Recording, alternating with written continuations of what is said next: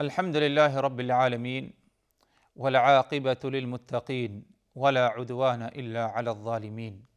والصلاة والسلام على رسوله الكريم اما بعد۔ اللہ تبارک و تعالیٰ پر حمد و ثنا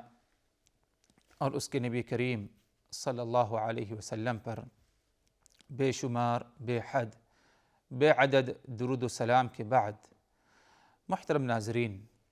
السلام علیکم ورحمۃ اللہ وبرکاتہ۔ ناظرین کرام،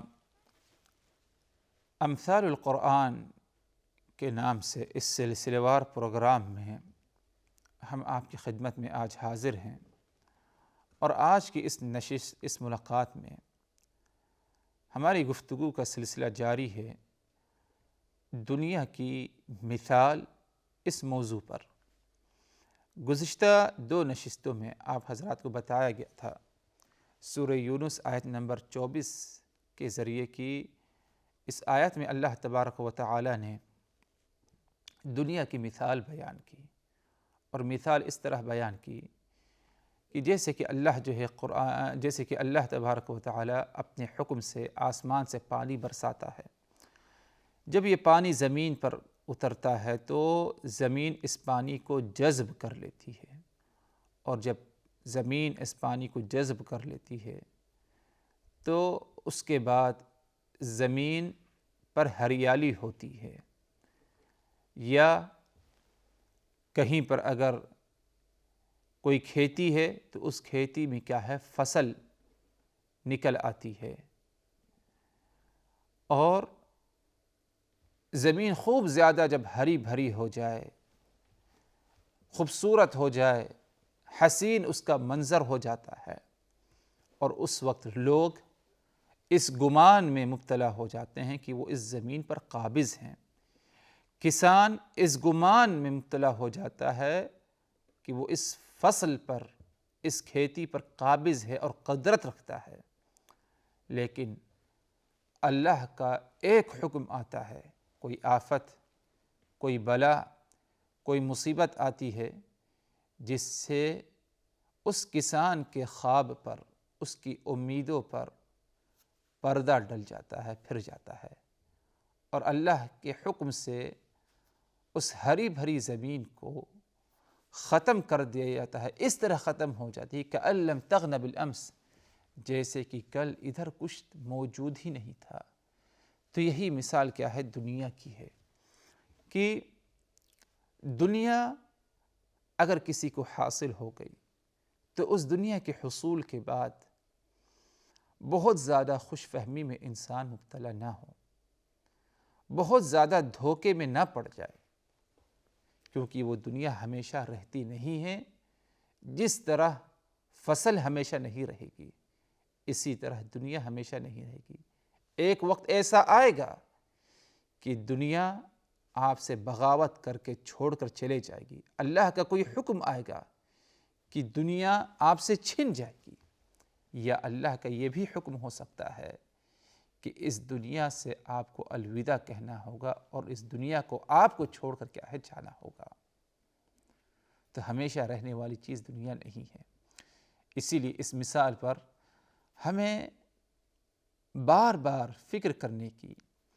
سوچنے کی ضرورت ہے۔ کوئی دن ہمارا نہ گزرے ایسا کہ ہم نے دنیا کی حقیقت پر غور و فکر نہ کیا ہو۔ اگر ہم چاہتے ہیں کہ ہماری اصلاح ہو جائے، ہمارا دل نرم ہو جائے، دل کی اصلاح ہو جائے، تو دنیا کی جو حقیقت اللہ تبارک و تعالی نے قرآن مجید میں بیان کی ہے، اس پر ہم ضرور کیا ہے، ہر دن ضرور کیا ہے، غور و فکر کیا کریں۔ اٹھتے بیٹھتے چلتے پھرتے کچھ نہیں، رات کو جب آرام کرنے کے لیے آئیں، سونے کے لیے آئیں اپنے بستر پر، اور ہم اپنے نفس کا محاسبہ جب کرتے ہیں، اس موقع پر ضرور سوچیں کہ اس دنیا کی کیا حقیقت اور کیا قدر و قیمت ہے۔ انسان کو زندگی کتنے دن نصیب ہے؟ انسان کو صحت کتنے دن نصیب ہے؟ کیا ہمیشہ ہمیش کے لیے زندگی نصیب ہے؟ کیا ہمیشہ ہمیش صحت میں رہے گا؟ اسی طرح کیا ہمیشہ ہمیش اس کے پاس مال اور دولت رہے گی؟ نہیں۔ تو اسی لیے اس آیت کے آخر میں سورہ یونس کی آیت نمبر 24 میں اللہ تبارک و تعالی نے یہ بتایا، ہمیں فرمایا كَذَلِكَ نُفَصِّلُ الْآيَاتِ لِقَوْمٍ يَتَفَكَّرُونَ، اسی طرح ہم مثالوں کو، آیات کو صاف صاف بیان کرتے ہیں۔ کس کے لیے؟ ایسے لوگوں کے لیے جو سوچتے ہیں۔ لِقَوْمٍ يَتَفَكَّرُونَ، ایسے لوگوں کے لیے جو سوچتے ہیں، غور و فکر کرتے ہیں اور حقیقت کو سمجھنے کی کوشش کرتے ہیں۔ ہمارا قرآن مجید پر ایمان، تو ایمان کا تقاضا یہ ہے، ہونا چاہیے کہ قرآن کی جب تلاوت کریں تو قرآن کی ایک ایک آیت کے معنی مفہوم پر غور و فکر کریں۔ یقیناً تب جا کر کے قرآن سے مکمل طور پر ہمیں کیا ہے، ہدایت ملے گی۔ اور جیسے کہ اس سے قبل بتایا گیا تھا آپ حضرات کو کہ انسان کی کامیابی کے مختلف راز ہوتے ہیں۔ ایک اہم راز یہ ہے کہ انسان کسی معاملے کو لے کر جب خوب اچھی طرح سوچتا ہے، اس پر غور و فکر کرتا ہے، تو اسے اس مجال اور اس معاملے میں کامیابی اسے ضرور حاصل ہوتی ہے۔ یہی معاملہ دینی تعلیمات کا ہے اور آخرت کا معاملہ ہے۔ دین کی باتوں پر، آخرت سے متعلق جو باتیں بیان کی گئی ہیں، اس پر اگر ہم غور و فکر کریں، تدبر کریں، سوچیں اس کے بارے میں، یقیناً ہماری اصلاح کیا ہے، ضرور ہوگی۔ اسی لیے اس دنیا کی میں جو زندگی ہم بسر کریں حضرات، وہ اسی طرح بسر کریں جس طرح ہمیں کیا ہے بتایا گیا ہے۔ یعنی اللہ کے رسول صلی اللہ علیہ وسلم کے بارے میں آتا ہے کہ آپ صلی اللہ علیہ وسلم نے ایک موقع پر فرمایا، جیسے کہ عبداللہ ابن عمر فرماتے ہیں، کن فی الدنیا کأنک غریب او عابر سبیل، تم اس دنیا میں ویسے ہی زندگی گزارو جس طرح ایک شخص پردیس میں پردیسی بن کر زندگی گزارتا ہے، او عابر سبیل، یا جس طرح مسافر سفر میں زندگی اپنی گزارتا ہے، سفر میں جو وقت گزارتا ہے، اس طرح تم کیا ہے اپنی زندگی گزارو۔ کیا مطلب؟ یعنی پردیسی جب پردیس میں ہیں، اپنے اہل و عیال کو، اپنے مال دولت کو اپنے ساتھ لے کر کے نہیں جاتا، بلکہ قدر ضرورت کچھ چیزیں اپنے ساتھ پردیس میں لے جاتا ہے۔ اور پردیسی جب پردیس میں ہے، اس کے ذہن میں یہ بات ہمیشہ رہتی کہ مجھے ہمیشہ تو رہنا نہیں ہے، ایک نہ ایک دن مجھے اپنے کام پورا کر کے، اپنی ذمہ داری نبھا کر مجھے اپنے وطن لوٹ کر کے جانا ہے۔ یہی مثال تمہاری ہونی چاہیے دنیا کے ساتھ، پردیسی جیسے، جس طرح پردیسی پردیس میں رہ کر یہ سوچتا ہے کہ اسے ہمیشہ رہنا نہیں، اسی طرح تمہاری ذہن میں بھی یہ بات ہونی چاہیے کہ دنیا میں تمہیں ہمیشہ رہنا نہیں ہے۔ او عابر سبیل، یا مسافر جب سفر میں اپنا وقت گزارتا ہے، اس کے جیسے تم اپنے آپ کو اس دنیا میں بنا کر کے رکھو، کیونکہ مسافر سفر میں مکمل طور پر یعنی ہر چیز، ہر وہ چیز جو اس کی ملکیت میں ہے اس کو لے کر کے نہیں رہتا، اپنے مال دولت، اپنے گھر، اپنی بہت ساری چیزوں کو وہ چھوڑ کر سفر میں نکلتا ہے، قدر ضرورت چیزوں کو اپنے ساتھ کیا رکھتا ہے، اور اس یقین کے ساتھ مسافر سفر میں رہتا ہے کہ مکمل مجھے سفر میں رہنا نہیں ہے، مجھے ایک ٹھکانے جا کر کے پہنچنا ہے، اور ادھر سے کیا ہے مجھے اپنے گھر والوں کے درمیان کیا ہے لوٹ کر کے آنا ہے۔ تو اس فکر میں اور اس سوچ کے ساتھ کیا ہے مسافر اپنا وقت سفر میں گزارتا ہے۔ یہی فکر، یہی سوچ تمہاری بھی ہونی چاہیے کہ اس دنیا میں تمہیں ہمیشہ رہنا نہیں ہے، جس طرح مسافر کو سفر میں ہمیشہ نہیں رہنا، اسی طرح تمہیں بھی ہمیشہ اس میں نہیں رہنا، تم بھی مسافر جیسے ہو، ایک زندگی کا مرحلہ ہے، اسے طے کر رہے ہو، گزار رہے ہو، ایک لمحہ ایسا آئے گا کہ یہ دنیا کا سفر تمہارا بھی کیا ہے مکمل ہوگا، اور اس کے بعد ہمیشہ ہمیش کی زندگی نصیب ہوگی۔ اس ہمیشہ ہمیش کی زندگی کی فکر کرتے ہوئے دنیا کے پیچھے بہت ہی زیادہ دوڑنا، اس کے بہت ہی زیادہ حصول کے لیے تمہاری کیا ہے کوشش نہیں ہونی چاہیے۔ رسول اللہ صلی اللہ علیہ وسلم کے بارے میں آتا ہے حضرات، ایک موقع پر آپ صلی اللہ علیہ وسلم لیٹے ہوئے ہیں اور کسی چٹائی پر آپ لیٹے ہیں، یعنی یہ نہیں کہ کسی خاص بستر پر جو خاص طور پر آرام کے لیے اسے مہیا کیا جاتا ہے، ایسی جگہ آپ کو لیٹنا نصیب نہیں ہوا، بلکہ آپ کسی چٹائی پر لیٹے ہوئے ہیں۔ عبداللہ ابن مسعود نے دیکھا کہ آپ کی بدنے پر، جسم مبارک پر چٹائی کے آثار ہیں، چٹائی کے کچھ آثار نشان پائے گئے۔ تو عبداللہ ابن مسعود نے کہا، یا رسول اللہ، آپ اگر ہمیں اجازت دے دیتے، ہمیں بول دیتے، ہم سے مطالبہ کر لیتے تو ہم آپ کے لیے ایک اچھا بستر تیار کرتے کہ جس پر آپ لیٹتے، آرام کرتے، ایسا بستر کہ جس پر لیٹنے سے آپ کو کوئی بدن پر کیا ہے نشانات نہیں ہوتے، جس طرح کی جو ہے ابھی اس چٹائی پر لیٹنے سے آپ کو نشان ہیں۔ تو آپ صلی اللہ علیہ وسلم نے اس موقع پر کہا عبداللہ ابن مسعود کو، ما لی وللدنیا، اے عبداللہ، میرا اس دنیا سے کیا لینا دینا،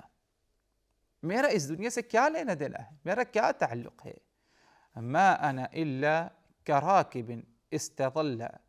تحت شجرہ ثم راح وترکها، میری مثال تو اس سوار جیسے ہے، یعنی سواری پر جو سوار ہے اس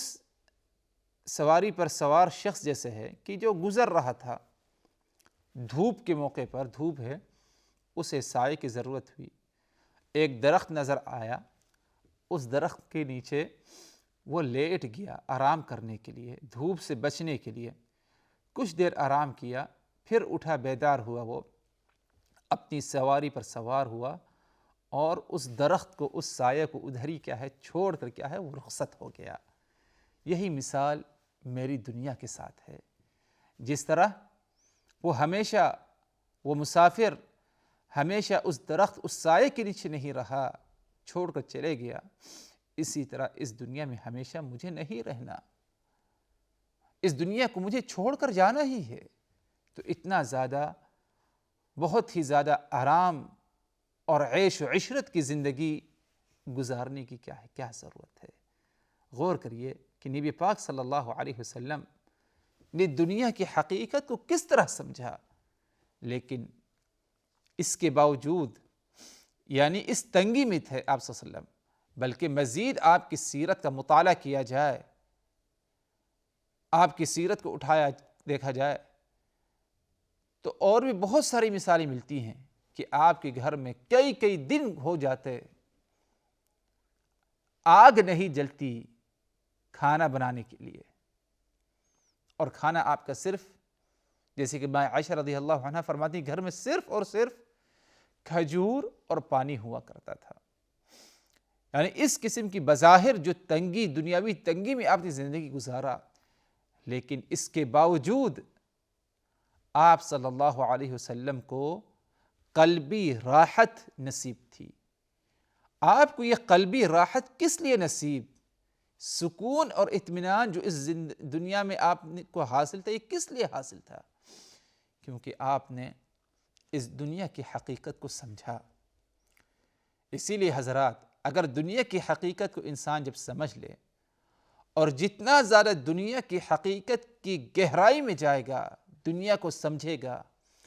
اتنا ہی زیادہ اس کی جو ہے دنیاوی زندگی اطمینان اور سکون کے ذات جو ہے گزرے گی۔ آج اگر دنیا کے کسی معاملے میں ہم پیچھے رہ جائیں، مالی اعتبار سے کہیں پیچھے رہ جائیں، تو ایک غم میں مبتلا، ایک پریشانی میں مبتلا، ایک قسم کے ٹینشن میں، ذہنی فکر میں مبتلا ہو جاتے ہیں،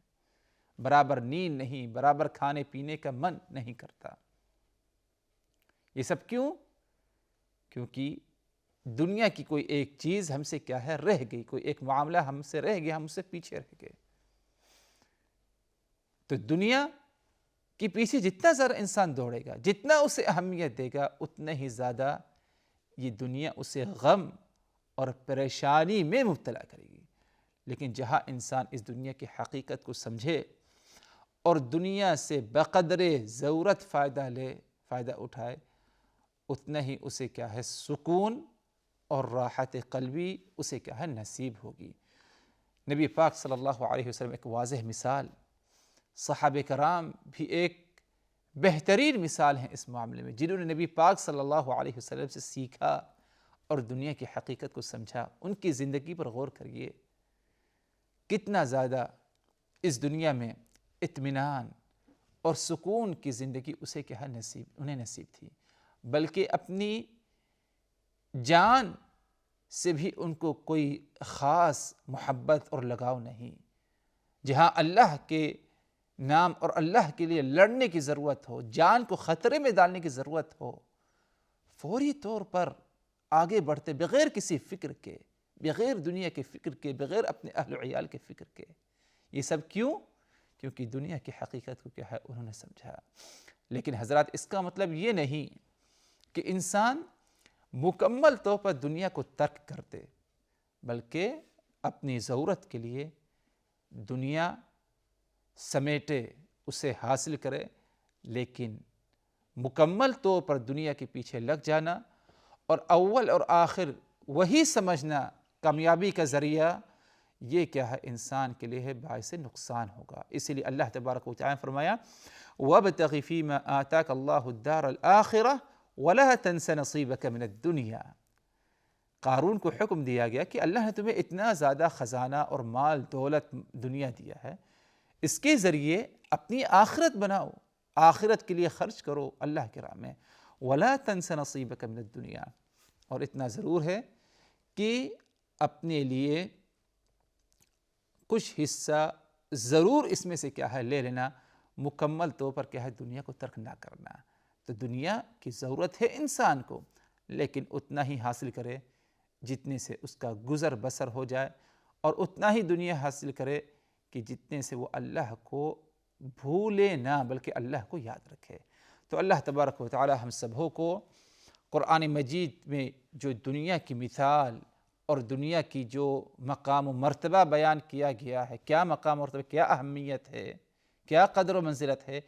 ان تمام باتوں پر اچھی طرح غور و فکر کرنے کی جو ہے ہمیں توفیق دے، تاکہ ہمیں دنیا کی حقیقت سمجھ میں آئے، اور جب دنیا کی حقیقت کو سمجھیں گے تو یقیناً اس میں ہمارا ایمان کیا ہے پختہ ہوگا، مزید اور اللہ تبارک و تعالی کی اطاعت کرنے کے جذبے میں کیا ہے اضافہ ہوگا۔ والسلام علیکم ورحمۃ اللہ وبرکاتہ۔